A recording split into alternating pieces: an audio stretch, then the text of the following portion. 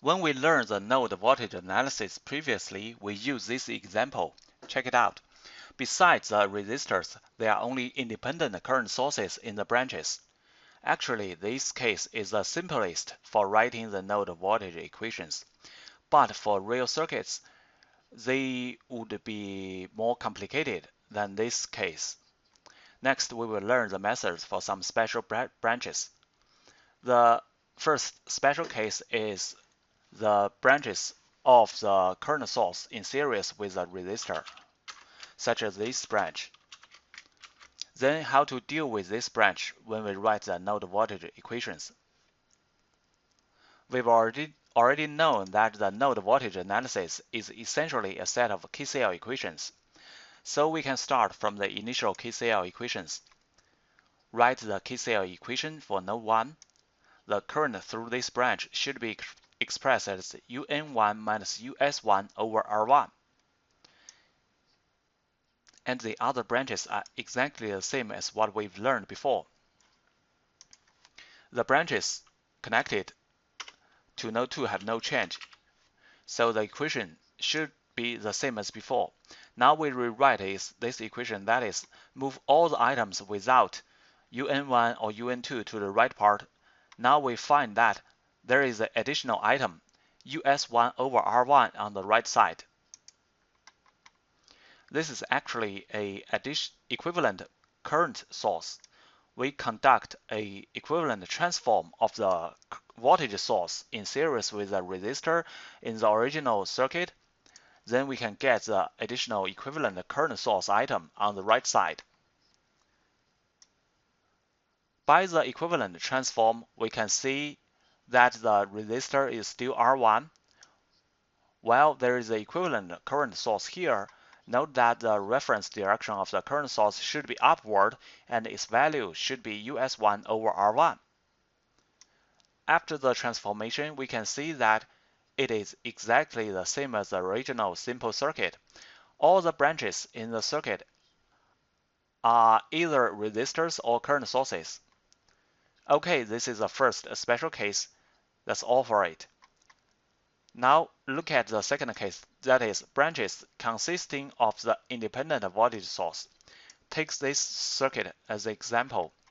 We all know that the node voltage analysis is essentially a set of KCL equations. That is to say, we need to express the currents through each branch in terms of the node voltages. But for such a branch with pure voltage source, according to the characteristics of the ideal voltage source we've learned before, its current is determined by the external circuit and cannot be expressed by its voltages or the voltage difference between these two nodes. So when forming the node voltage equations, we need to use this special method. We might assume that the current flowing through this branch is I. Then we can write the node voltage equations. For node 1, its self-conductance is G1 plus G2. That is G1 plus G2 times U1. While for the coefficient of node 2, it should be the mutual conductance with node 1. It is minus G1 times U2. There's no resistor branch directly connected between node 1 and node 3, so their mutual conductance is 0. On the right side, it should be the sum of all the current sources flowing into the node. In this circuit, there's no current source directly flows into node 1, but if you write 0 here, you are wrong. All these items on the left side only involve branches G1 and G2, but no current through the branch US. If you write 0 in this KCL equation, that is certainly wrong. We might regard I as the source current flowing out of the node, so it should be minus I on the right side.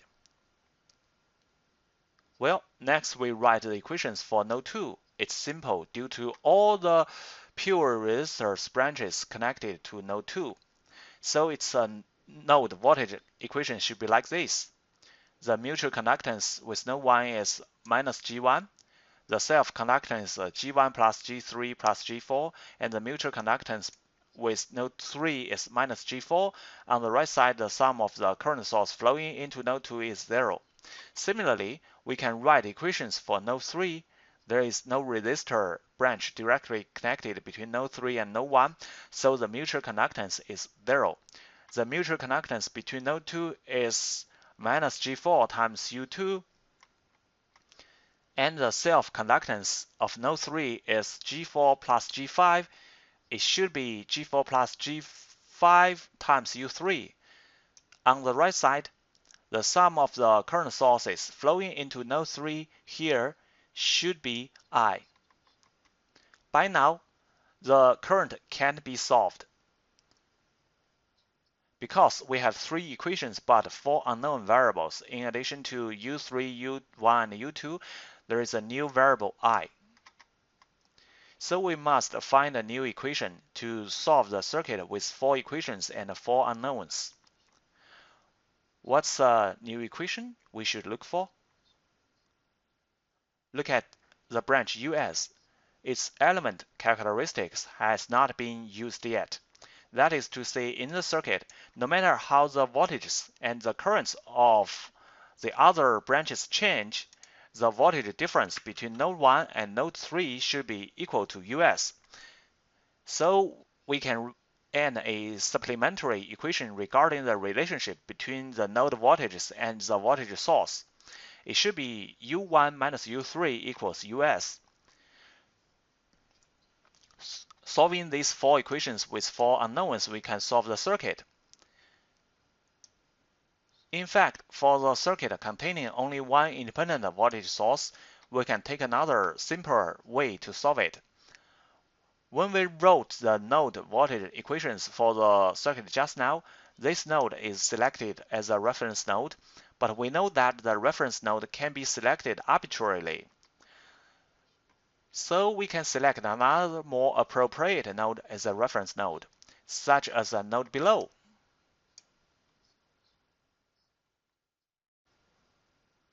Now we can see the voltage of node 1 can be obtained immediately, that is U1 equals US.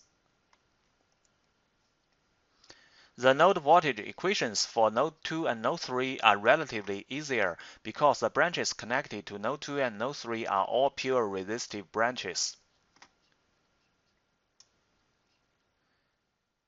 It should be pointed out that this method is only applicable to the circuit containing one independent voltage source.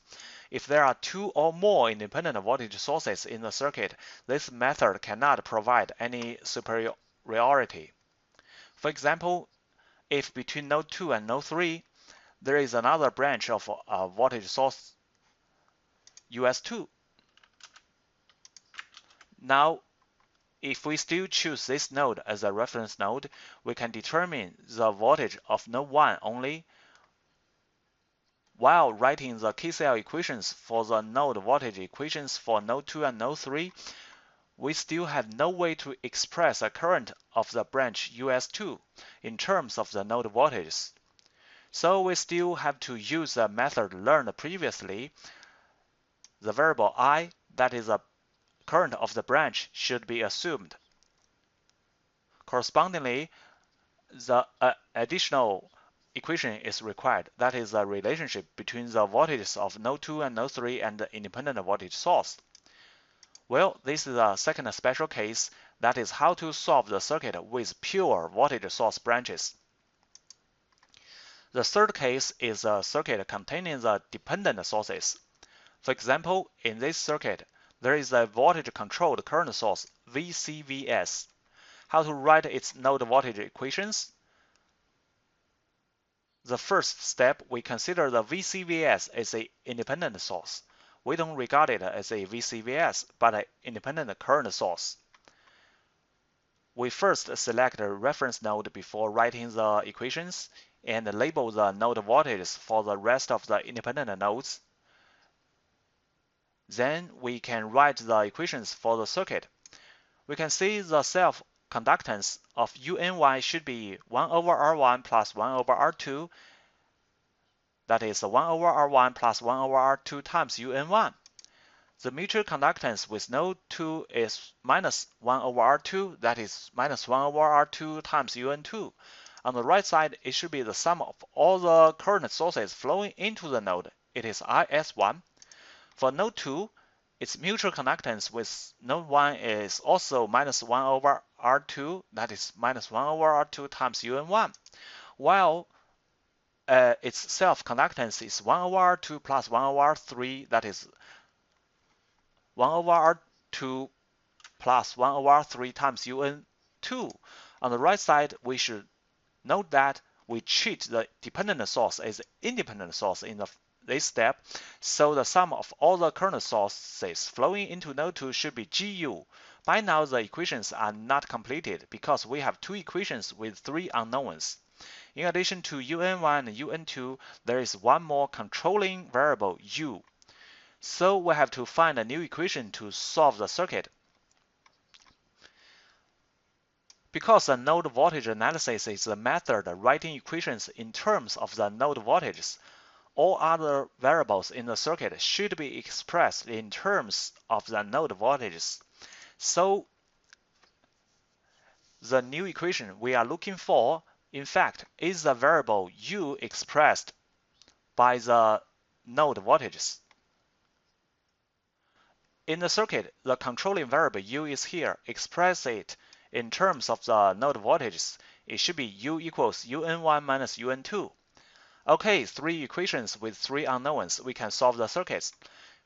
Please think it over. If it is not a dependent current source here, but a dependent voltage source, how shall we deal with it?